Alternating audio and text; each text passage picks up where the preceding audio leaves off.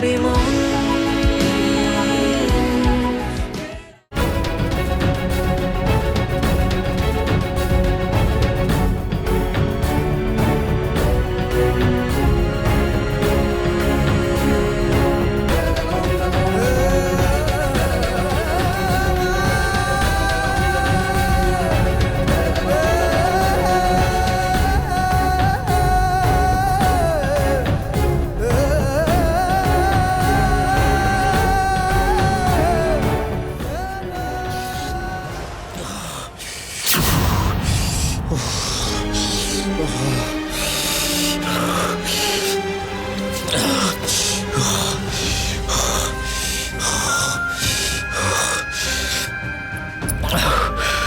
ঝাল লাগলে জল খেতে নেই আপনি,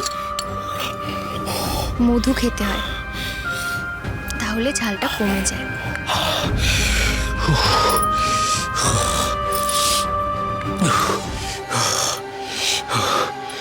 নাও, মধুটা খেয়ে নাও। কষ্ট পেতে আমার ভালো লাগে, কষ্টতে আমি অভ্যস্ত।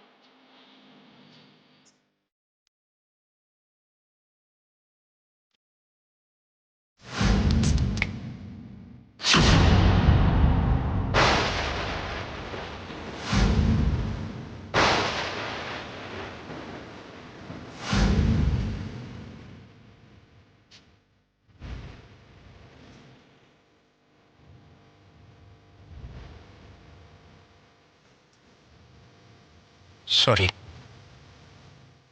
Extremely sorry.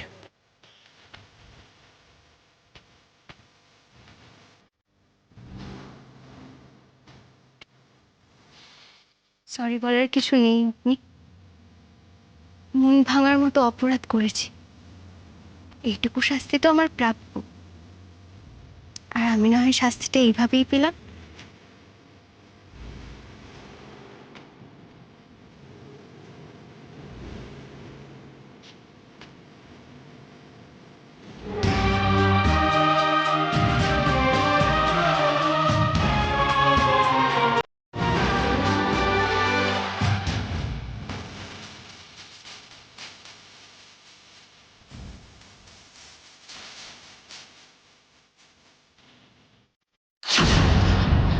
কি ভেবেছো তুলসী, তুমি আমাকে জব্দ করবে? এত সাহস! আমাকে জব্দ করবার মতো কোনো মানুষ আজ অব্দি এই পৃথিবীতে জন্মায়নি। আমার অনিচ্ছায় তুমি তুমি এই বাড়িতে আবার ঢুকে পড়েছো ঠিকই, কিন্তু আমার জায়গা তুমি কোনোদিন নিতে পারবে না, কোনোদিনও না। কি ভেবেছিলে তুমি এই বাড়িতে সকলের মন জয় করে তুমি রাজরানী হয়ে থাকবে? কিন্তু অত যে সহজ নয়। তোমাকে হারাতে আমি আমি কতটা ভয়ঙ্কর হতে পারি তা তুমি জানো না তুলসী। জানে একমাত্র আমার অতীত, বন্ধ দরজার পেছনে থাকা আমার আমার অন্ধকারাচ্ছন্ন অতীত, যার অবস্থান আজকের জীবনের এই আলোর ঝলকানির থেকে অনেক অনেক দূরে। অতীতে মালিনীর কাছেও আমি কোনোদিন হার স্বীকার করিনি, তোমার কাছেও করব না। যে লক্ষ্য নিয়ে আমি এতগুলো বছর অপেক্ষা করছি, সেই লক্ষ্য থেকে আমি সরব না, কিছুতেই না।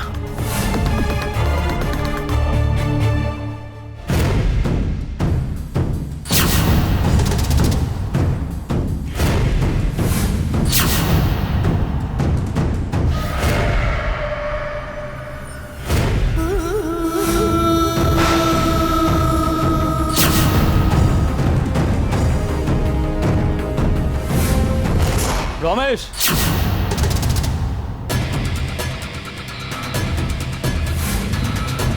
অনেকগুলো বছর মার্ডার কেসে জেল খাটলে, বাকি জীবনটা ভালোভাবে কাটিও। এবার অন্তত সম্মানের জীবন বেচো, দেখো যেন আর জেলে ফিরে আসতে না হয়।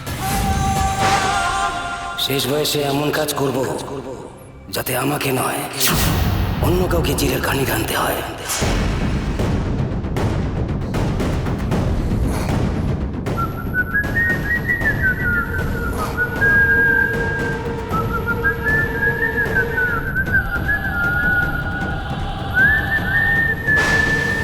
পরমা, পরমা, কি গো ডাকছো? আজকের দিনটা বড় স্বস্তির পরমা। এই জামাইবাবু, আজকে আপনি বেশ খুশি মনে হচ্ছে। জামাইবাবু, এগেইন ইউ মিনিস্টার, রাইট? মন্ত্রিত্ব ফিরে পাওয়াটা বড় কথা নয়, বড় কথা হলো আমার পার্টির লোকজন আমাকে আবার ভরসা করছে, আমাকে বিশ্বাস করছে। মানুষের বিশ্বাস নিয়ে কাজ করব বলে আমি রাজনীতিতে এসেছিলাম, সেটাই আজ ফিরে পেয়েছি বলে আমার সব থেকে বেশি আনন্দ হচ্ছে। ঋষিকেশ, তুমি খুশি হলেই আমরা খুশি, তোমার শান্তিতেই আমাদের শান্তি। অনেক ধকল গেছে, যাও গিয়ে রেস্ট নাও, আমি চা পাঠিয়ে দেওয়ার ব্যবস্থা করছি। তুলসী, তুলসী,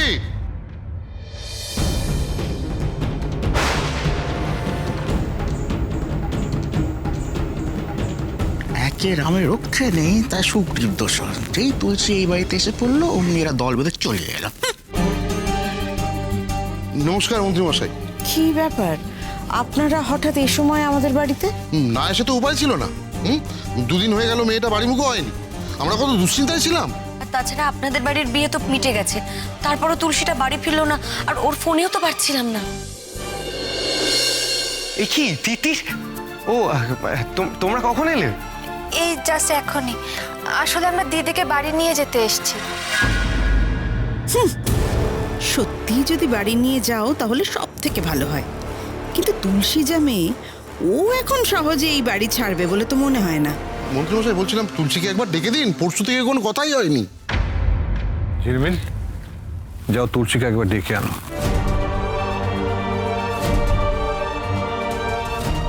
প্রতাপবাবু, আপনি আপনার মেয়ের সঙ্গে দেখা করুন, কথা বলুন, কিন্তু মেয়েকে আপনার বাড়িতে এখন নিয়ে যেতে পারবেন না। সে কি কথা? আমার বাড়িতে আমার নিজের মেয়েকে নিয়ে যেতে পারবো না? মন্ত্রী মশাই, আপনার কেমন বিচার? আমি কোনো বিচারের কথা বলছি না। অগ্নি তুলসী আবার এক হয়ে গেছে। এই বাড়িতে এখন তুলসী অগ্নির স্ত্রী।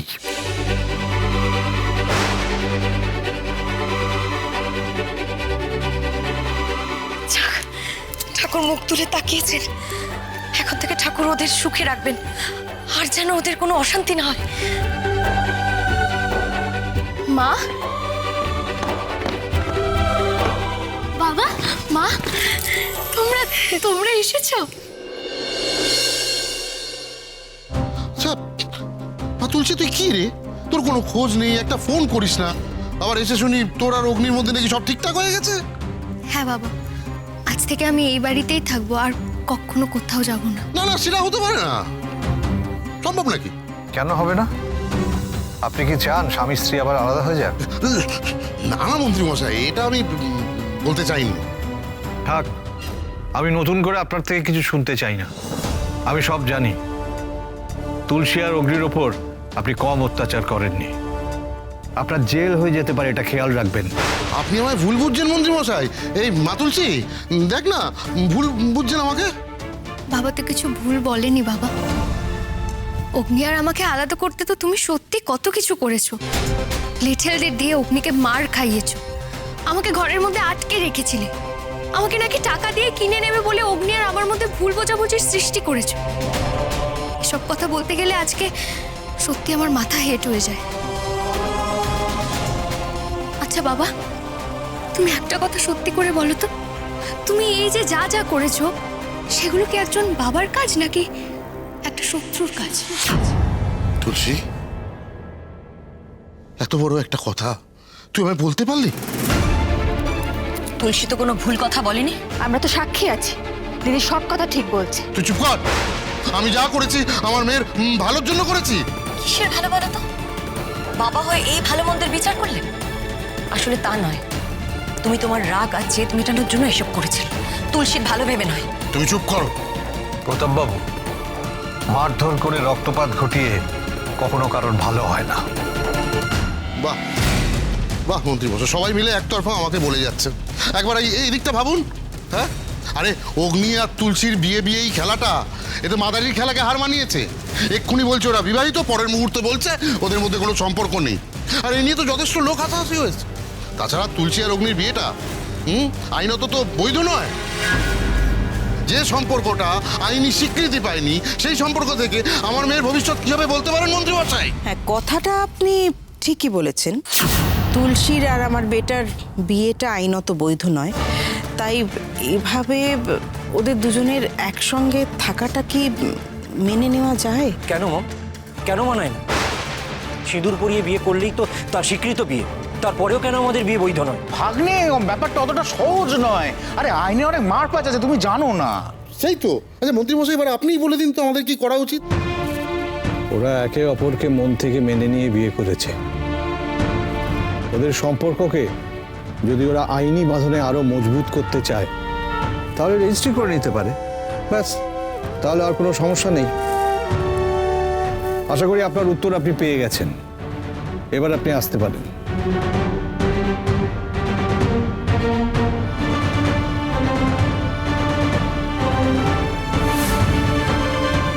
আমাকে এভাবে অপমান করে তাড়িয়ে দেওয়া হলো তো? ঠিক আছে, আমার এখানে আসাটাই উচিত হয়নি। তবে একটা কথা মাথায় রাখিস, এরপরে যদি অগ্নির সঙ্গে কোনো রকম ঝামেলা করে এই বাড়ি থেকে বেরিয়ে যাস, তুই ভুলেও আমার বাড়িতে পা রাখতে আসিস না। আগের বার তোকে আমার বাড়িতে জায়গা দিয়ে আমি ভুল করেছি, কিন্তু আর সেই ভুল আমি করব না। ওই বাড়ির দরজা তোর জন্য বন্ধ।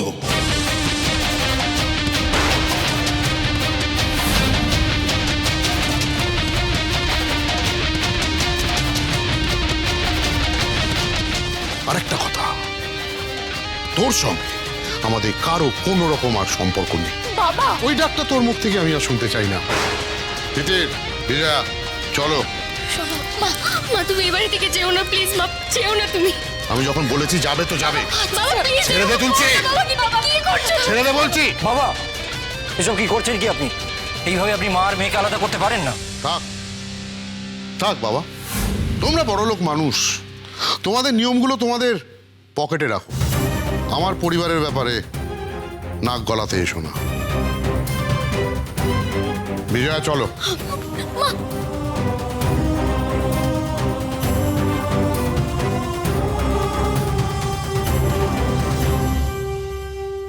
বৌদি ভাইয়ের সঙ্গে তিতিরদের যদি কোনো যোগাযোগই না থাকে, তাহলে ওর সঙ্গে আমি দেখা করব কিভাবে?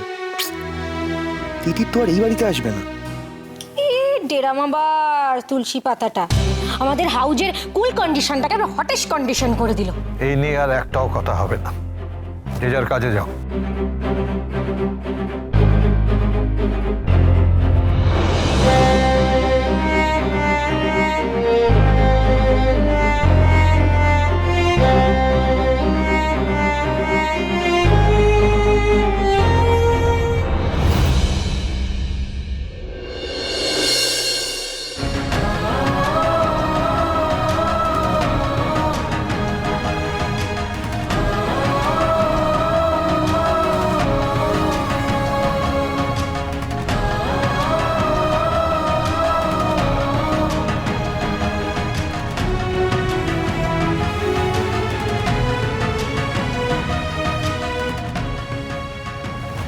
কেন বলে বাবা, কেন কেন এক পরিবারকে আমি কাছে পেলে আরেক পরিবার আমার থেকে দূরে সরে যায়?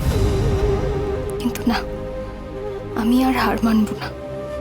একদিন সবার সব রাগ অভিমান গুছিয়ে দিয়ে সবাইকে এক করব, করতেই হবে আমাকে।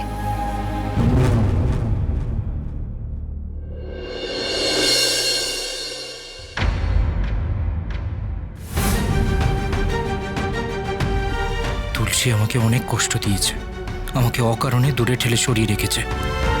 এবার আমি ওকে দূরে সরিয়ে রাখবো, কিছুতেই ওকে আমার সঙ্গে ঘুমোতে দেবো না, কিছুতেই না।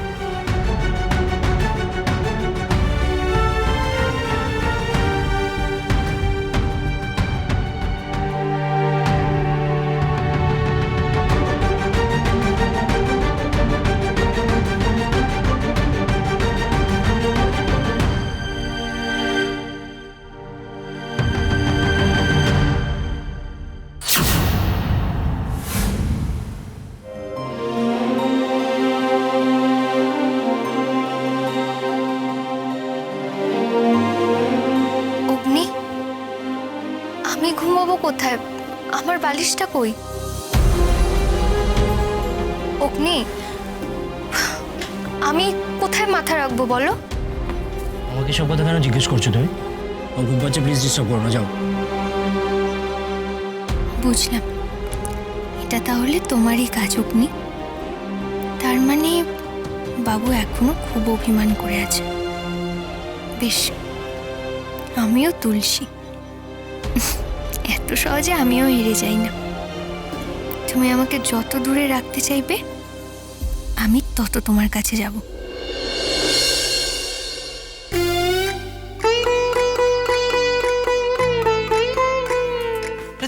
তুলসী, কি করছো নাকি তুমি? আমার বালিশে মাথা দিয়ে ঘুমোচ্ছ কেন? চাদরটা ধরে তুমি টানাটানি করছো কেন এভাবে? ও মা, আমি তো তোমার অর্ধাঙ্গিনী অগ্নি। তোমার সব জিনিসেই তো আমার হাফ হাফ অধিকার আছে, তাই। তুমি প্লিজ অন্য কোথাও গিয়ে ঘুমোবে যাও, এখানে ঘুমোতে হবে না তোমাকে। না অগ্নি, তোমার থেকে আমি অনেক দূরে দূরে থেকেছি, আর দূরে থাকবো না। এবার অগ্নি যেখানে, তুলসীও সেখানে। তুলসী, আমি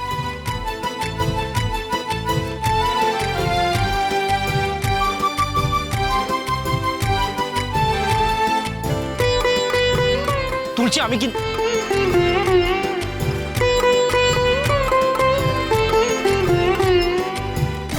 তুলসী,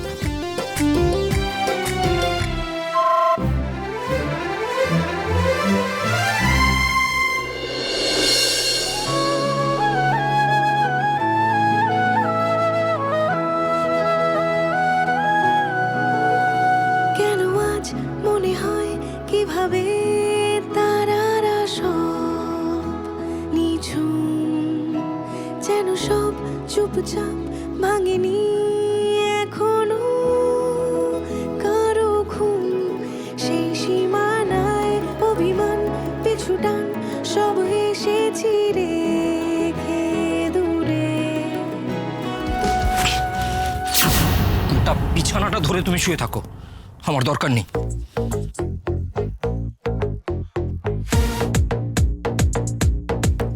তোমার দরকার নাই থাকতে পারে অগ্নি, তবে আমার তো দরকার আছে। দেখি, চাপো তো। তুলসী, তুমি তখন থেকে কি করছো বলো তো? অগ্নি, তুমি যতই বিরক্ত হও না কেন, এই তুলসীর মালা তুমি তোমার গলা থেকে আর কখনো খুলতে পারবে না। দেখি, চাপো চাপো চাপো। তুলসী,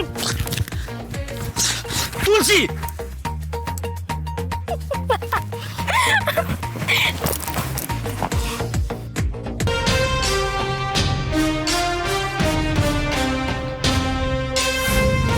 দিদি, কি ব্যাপারে এত রাতে ঘুমোতে না গিয়ে দাবা খেলছিস? খেলা তো এখনো শেষ হয়নি বুক্কি, নতুন করে খেলা আবার শুরু হয়েছে। এখনই যদি আমি আমার চালগুলো ঠিক মতো সাজাতে না পারি তাহলে এই খেলাতে হাঁটতে আমাকে হবে। আর টকিং দি ভাই, আমার হেডের অবধিও তো চলে গেল। হ্যাঁ দিদি, তুই যে কি বলছিস মাথা মুন্ডু কিছুই বুঝতে পারছি না, একটু খোলসা করে বলবি? অগ্নি আর তুলসী আবার এক হয়ে গেছে ঠিকই, কিন্তু যতক্ষণ না ওদের রেজিস্ট্রি ম্যারেজ হচ্ছে ততক্ষণ ওদের বিয়েটা আইনত স্বীকৃতি পাচ্ছে না। আর একবার যদি ওদের রেজিস্ট্রি ম্যারেজটা হয়ে যায় তখন কিন্তু আর আমি তুলসীকে বাড়ি থেকে তাড়াতে পারবো না। তার উপর আবার অগ্নির সমস্ত সম্পত্তির ওপর তুলসীর অধিকার জন্মে যাবে। কাজেই যে করে হোক ওদের রেজিস্ট্রি ম্যারেজটা আটকাতে হবে বুকি। দি ভাই, হোয়াট প্রসেসে তুমি রেজিস্ট্রিটা আটকাবে? বুকি, তোকে একটা কাজ করতে হবে। আমাদের উকিলকে ফোন করে বলবি যে অগ্নি তুলসী যদি রেজিস্ট্রি ম্যারেজের কথা বলে তাহলে যেন সেটা জানার পরেই ও আগে আমাকে জানায়। না মানে আমি বলতে চাইছি কি যে যদি একটু দেরি হয়ে যায় তাহলে তো অগ্নি আর তুলসী উকিলকে জিজ্ঞেস করবে। হ্যাঁ, সে তো জানি, কিন্তু এই রেজিস্ট্রি ম্যারেজের আগেই তুলসীকে এই বাড়ি থেকে বিদায় করতে হবে। প্রয়োজন হলে অগ্নির জীবন থেকে তুলসীর নামটা মুছে ফেলতে হবে, যাতে এই রেজিস্ট্রি ম্যারেজের কোনো প্রশ্নই না ওঠে। ঠিক আছে, কিন্তু সেটা কিভাবে? তুলসীও না এমন সময় উড়ে এসে জুড়ে বসবে, তা একটা না একটা উপায় তো বার করবই, দেখছি।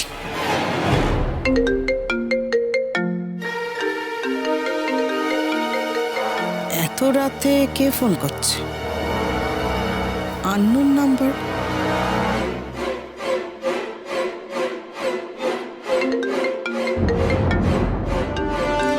কে এত রাতে ফোন করে যাচ্ছে আননোন নাম্বার থেকে? দি ভাই তুমি রিসিভিং করেই একবার দেখো না। Hello, who speaking? হ্যালো, আরে কে এই অসময় ফোন করে ডিস্টার্ব করছেন? হ্যালো, দুধ